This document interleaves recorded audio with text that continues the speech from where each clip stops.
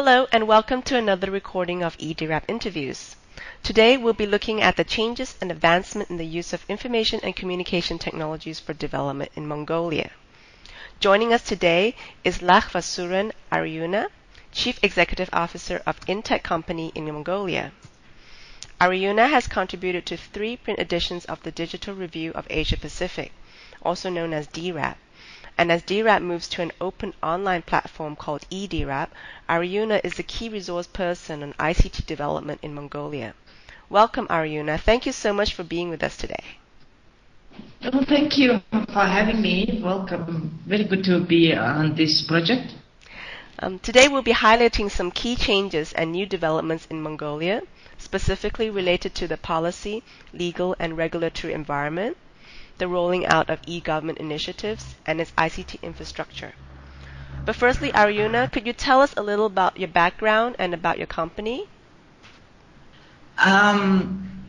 Sure. I am founder and CEO of Intec, which is a information technology consulting services company. Our company has been established back in 2004, operational since 2005. Prior to that, I was working at the Mongolian Foundation for Open Society, Foundation. And before that, I was working with the project of UNDP, United Nations Development Program, and the government cabinet secretariat on public management information system. And which preceded with my work of starting my career as a software developer, then the designer, and then now currently running my own consulting company. The company has 3 major areas of operations. It's research and development, studies, monitoring and evaluation of different project programs. Second area is consulting services.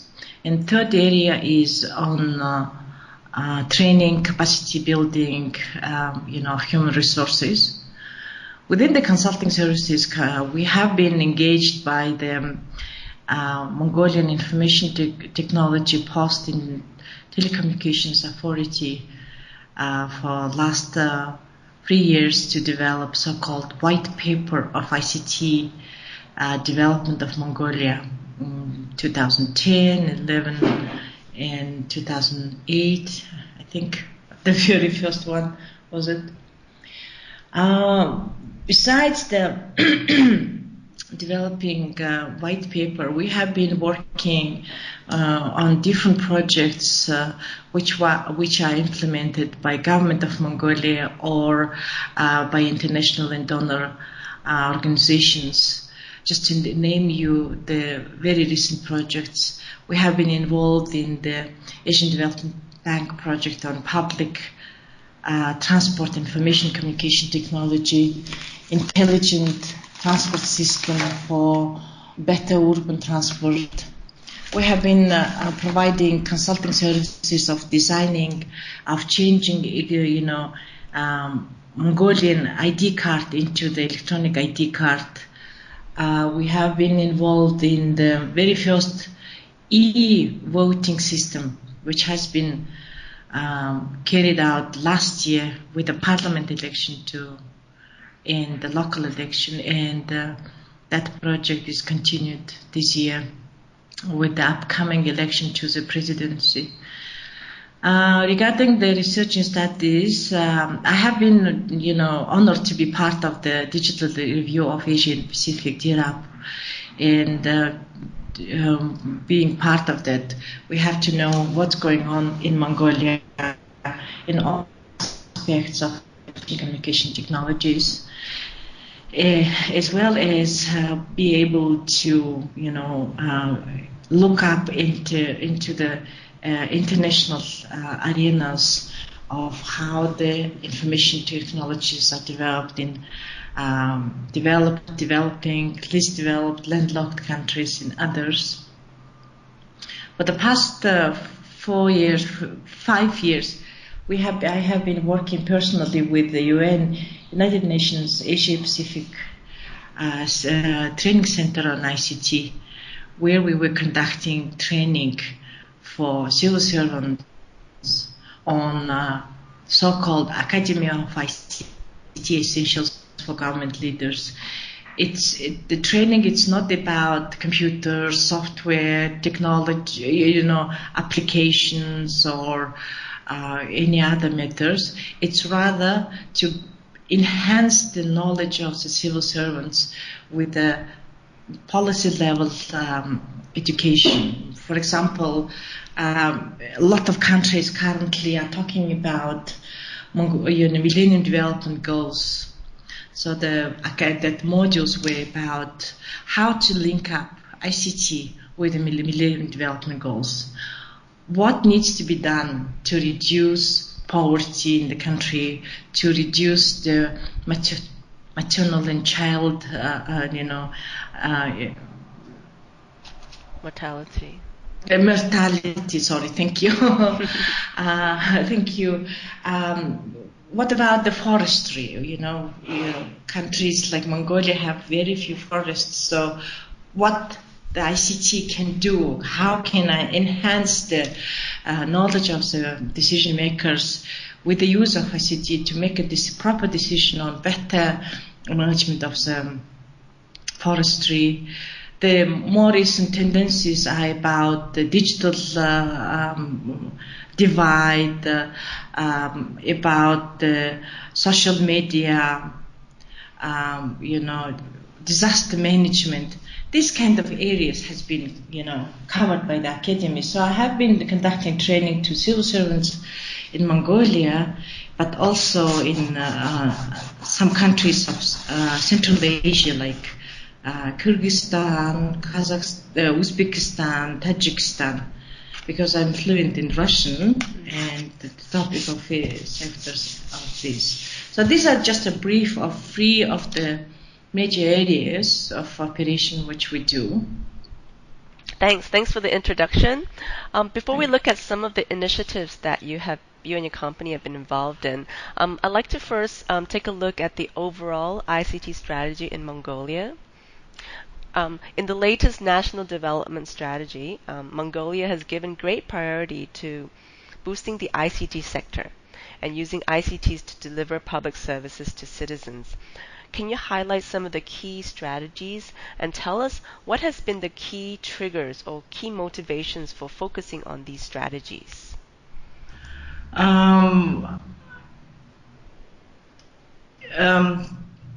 Most importantly, the current government and decision makers have emphasized on using benefits and advantages of information communications technology for improving access of citizens to public services, for government organizations to be able to provide quality services to citizens. And that's what the core, that the leadership of the government organizations has been, emphasizing importantly on this one. I would think for the last 5, 6, 7 years, Mongolia has invested a lot from state funds and donor international organization funds to build the national backbone infrastructure. So as we say, we have now vein, I'm not sure if I'm pronouncing it, vein, and now the challenge, like human vein, through which the blood flows, right? Yes. Yeah, and now we have a challenge of that proper blood, content has flown through that,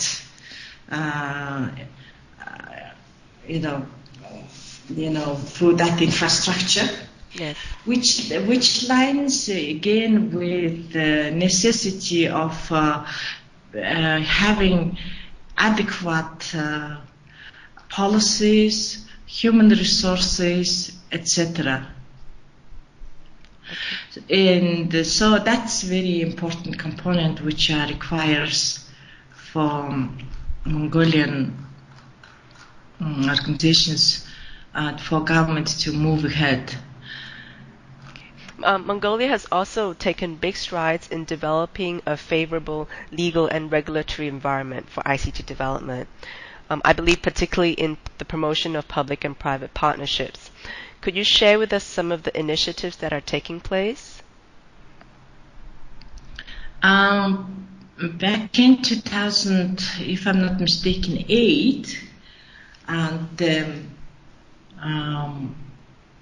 standing committee, ad hoc standing committee has been established and chaired by the member of the parliament, which involve representative of government, civil service, civil society organizations, private sector, international donor organizations.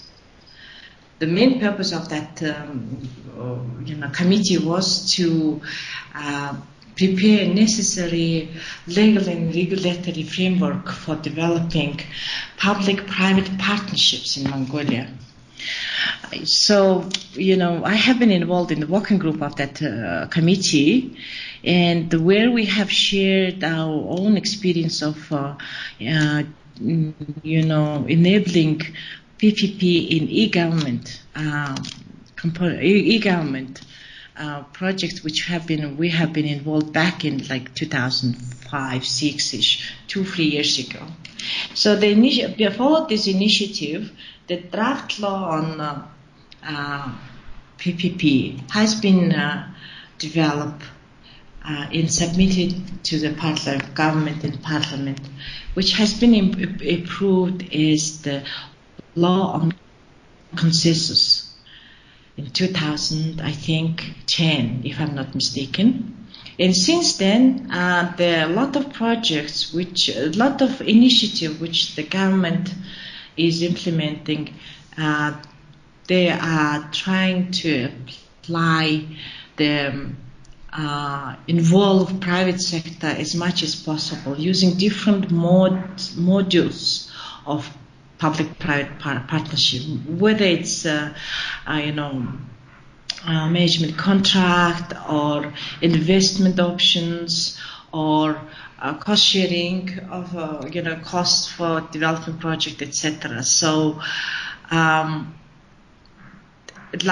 2 years ago, the government of Ulaanbaatar city, municipality government of Ulaanbaatar city, even developed a so-called handbook of projects to be implemented for PPP, public-private partnership. So that's enabling environment which allows to private sector be engaged in the public services, as well as be able to address the services which public sector, to deliver services which public sector has some limitation in funding, resources, or others, Another initiative that I'm keen to hear about is Mongolia's e-voting system. Last year, e-voting was introduced for the first time in Mongolia. Can you tell us about the e-voting system, what it is, because it means different things in different countries, and how well it worked or not worked? And every year when the election happening, not only in Mongolia but also in other countries, I'm sure, there is a lot of concerns about the counting of the votes, because that's how the decisions are made on who is elected to the government, parliament or presidentially. So last year, the government of Mongolia, the year before, decided to introduce e-voting system. So the main concept of that was to the General Election Commission of Mongolia has selected the bidder to implement that project, and over 3,000 voting machines, automatic voting machines, has been introduced to Mongolia on every polling station, and the votes were automatically the results were automatically transferred to the server and processed in central locations. I have been working on them from Mongolian side as a project manager on that one, and we have been conducting a lot of training, taking the equipment, testing, processing, not processing of the data, but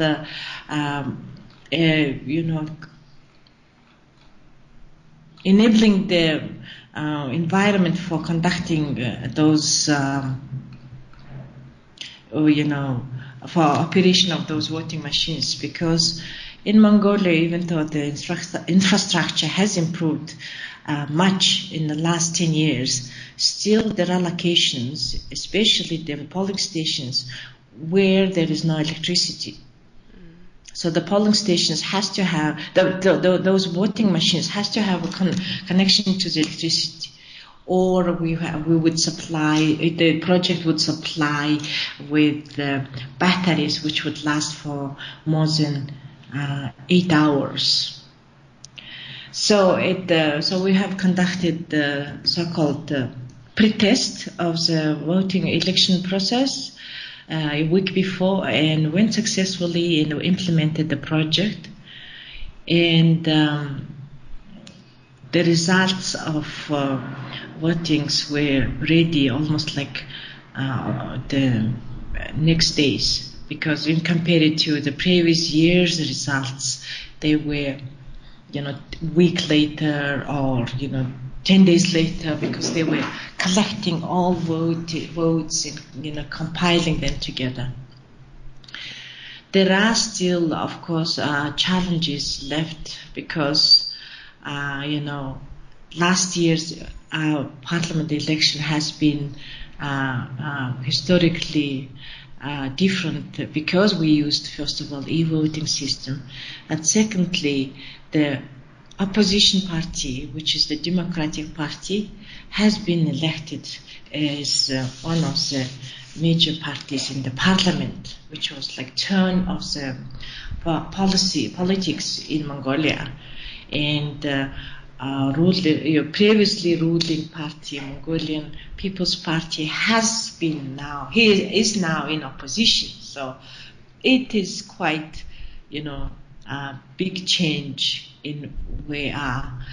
A lot of discussions are still going on, still now, because we will have election in 20 days, less than 20 days, for the parliament, for presidency.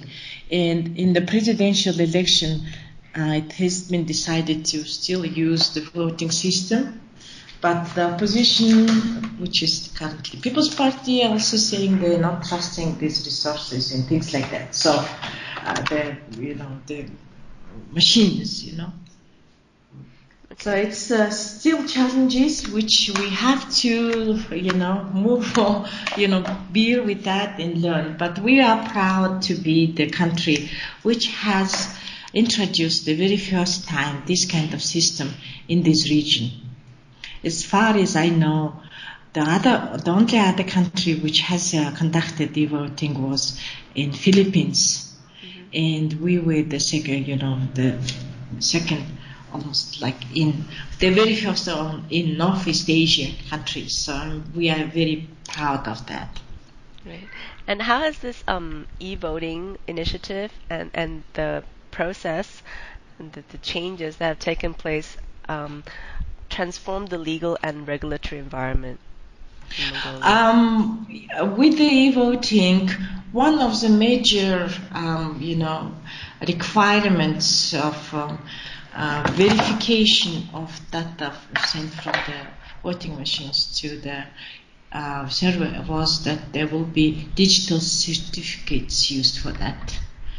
Mongolia has not had many major changes in legal and regulatory environment for last, almost like 7-8 years in terms of the policy. And we try to push for general IT, ICT law, which includes law on e-government, the digital signature, and e-commerce, etc. But we were not in success. But because of that election process, the very first thing which needed to be changed was to introduce so-called, digital signature law. And that has been improved. Great. Okay. So I'd like to now move on to some of the e-government initiatives. You and your company has been heavily involved with helping the government of Mongolia develop e-government information systems, and you mentioned the e-ID card and the intelligent public transport system. Can you share with us some of your experience in developing these systems?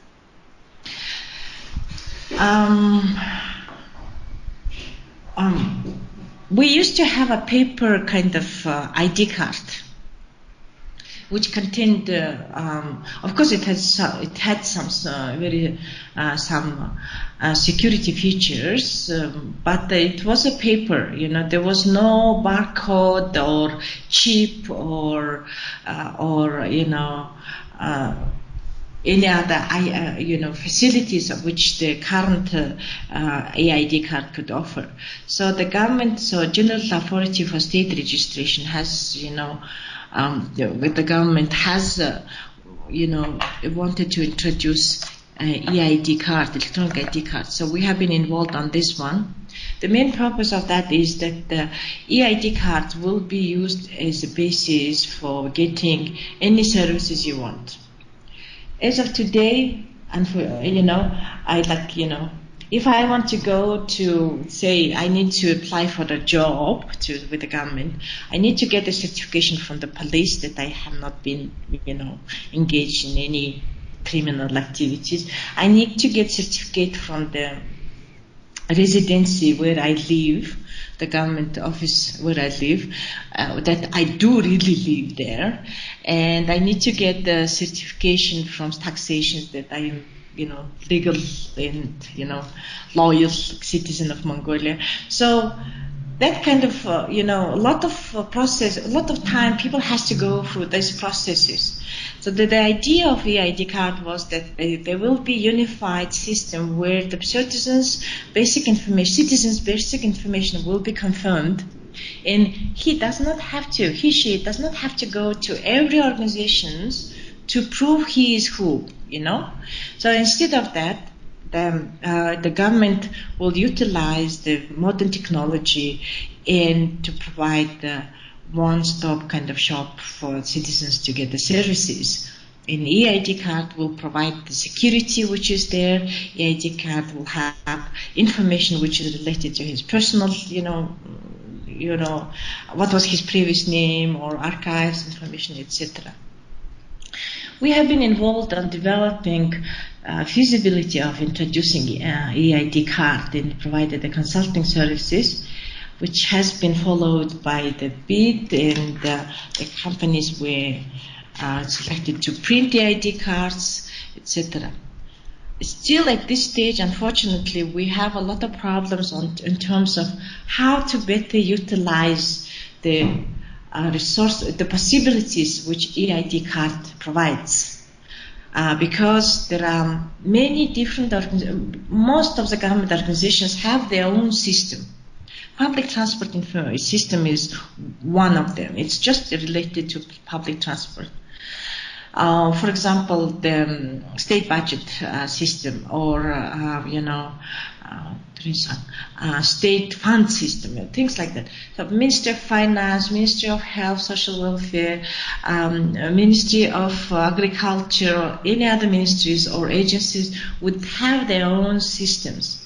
So currently the challenge which we have right now is to develop so-called enterprise architecture of government public services to citizens, through which the citizens will be able to do not have to go to police, to residency, to taxation office. It's just that if he needs to go to apply for job, the government will talk to government and get this information, from each other, and just a verification message will be sent, email, or I don't know the way or how it will be implemented in the future, will be sent to citizens. So that's a process which we are involved on. As for public transport IT, right now we have a Ulaanbaatar. We've been involved in the public transport in our Ulaanbaatar city. Ulaanbaatar has 26 companies which provide public transport services to citizens of Ulaanbaatar, which is 1.2 million. We do not have metro, we do not have tram, we do not have BRT.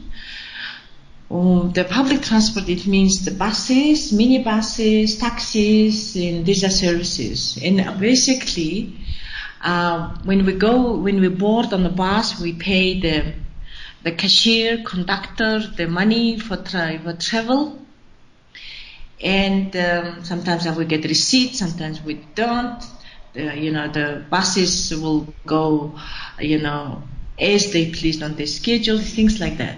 So we have been involved on this ATB project because of the need of introducing automated vehicle location system. Buses, Ulaanbaatar city public transport need to know which bus comes which locations. Christina, you are based in Singapore or I forgot Malaysia? Yes, Malaysia.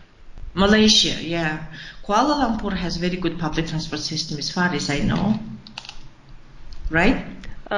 It's somewhat integrated, not fully integrated, but yes. Yeah. But for us is even like if you go to Thailand, on BRT, there is a BRT which has a you don't have to pay. You get the ticket for daily ride or weekly or monthly, and yes. You just scan the ticket and things like that. We don't have that. So the project which we were involved on, we wanted to introduce something like that, so-called integrated circuit card system, where the passenger boarding on a bus will scan his card, and the payment for his trip will be reduced, taken out from his trip.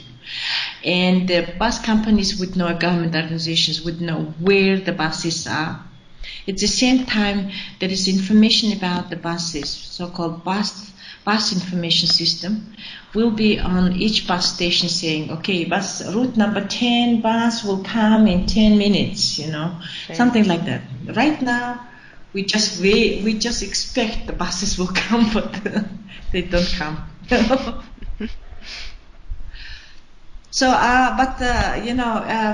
another dilemma which we have over there is, at the same time as we were involved on this project, JICA has been involved on feasibility study of setting up metro in Ulaanbaatar. And the public transport project, which we finished, but there should be follow up. But because of that metro project, I think it's still not decided how it's going to be implemented, in what way.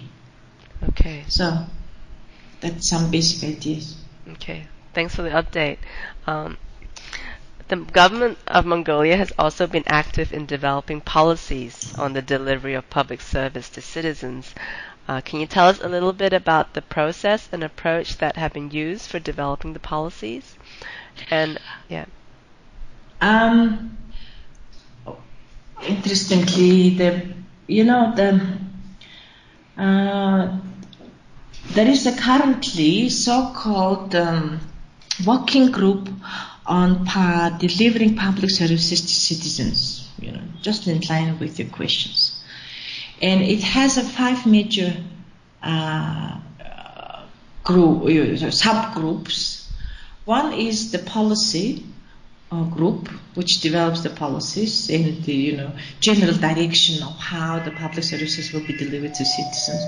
Second is a standard group, is to develop prioritized standards which needs to be developed in order to deliver public services to citizens. Third, on e-government. Fourth, on human resources. And fifth one, on performance management of civil servants. So it is not only about e-government. It's conceptual paper, the paper which I hope will be introduced at the end of the day, which integrates how these government organizations will work together, what is the role of the human civil servants, what are requirements for the civil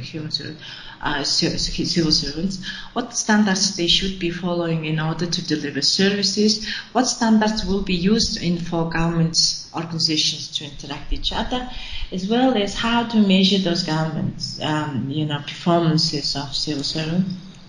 In line with that is this e-government group which I'm part of, and we're trying to develop the projects to be implemented as a priority projects, in the first place.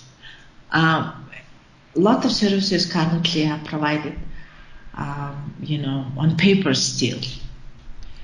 But we need to know what kind of services are more frequently used and required by citizens so that they will be able to benefit for introducing e-government policies on this. The working group still in progress, has not finalized everything, but eventually that's a process which will take, I think, the results of these working groups, they will produce a conceptual paper presented to the government and hopefully approved by the government, and a bigger project will be implemented in the future. Yeah, great. I hope so. We look forward to that. Yes.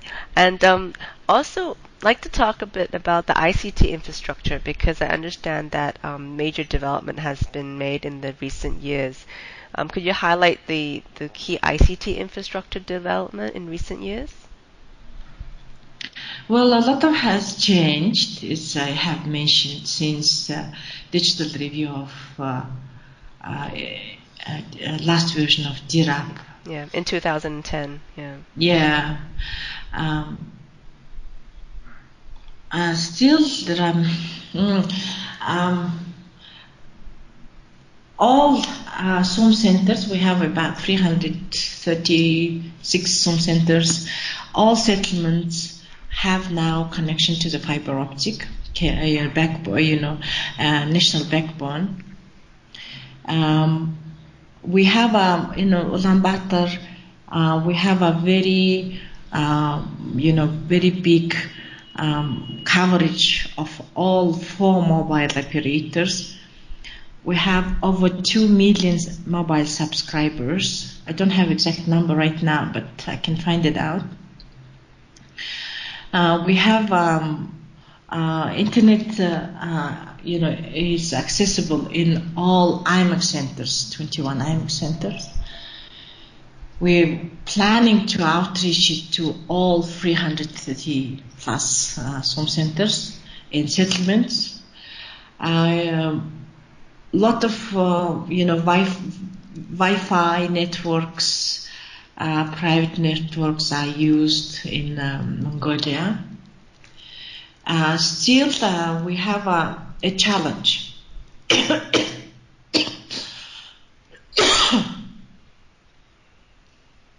Mongolia does not have our own satellite. We rented them.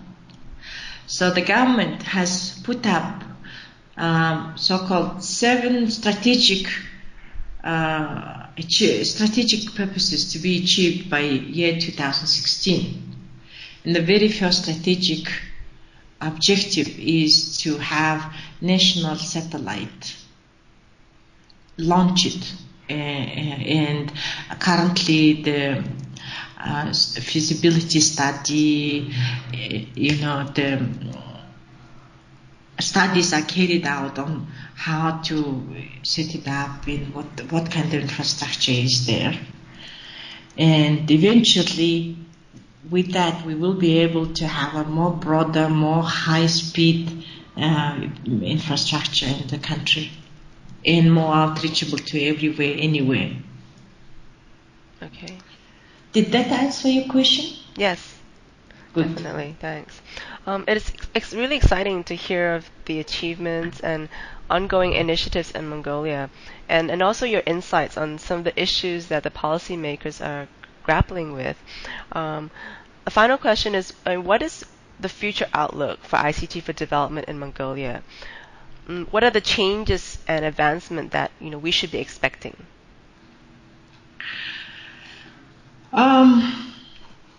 I think we should be looking forward to a digitized world in Mongolia. Right now, what I mean digitized is right now most of the TVs already use analog system. And by July 2014, we are planning to transfer everything to digital, which means the high-speed quality services and services by TV, radio, combination of the services and things like that. We are looking forward to having more delivery of public services to citizens, that the citizens will be able to receive public services anywhere, everywhere, and without limitations on that. It can be done through internet or through your mobile phones in the future. And we hope that in the future there will be more, so-called reduced digital divide in the country, so that everyone who can, will be within the range of broadcasting will be able to receive those public services or to watch TV or listen to the radio or browse internet and things like that. So that's what we look forward to. Great, thanks. This sounds like a really exciting and challenging time for you. Ariunaa, Indeed. yeah, it's been a real pleasure speaking with you today. Thank you, and we look forward to keeping in touch with you for latest ICT updates in Mongolia. Thank you. Yeah, we'll be posting this interview recording and a written summary to the e-DIRAP community, so for them to comment and share their thoughts on the information that you've provided today. Yeah. And to the listeners, thank you for listening. You can find more information about ICT for development in Mongolia at the e-DIRAP website, digitalreview.asia. Thanks again, and goodbye for now.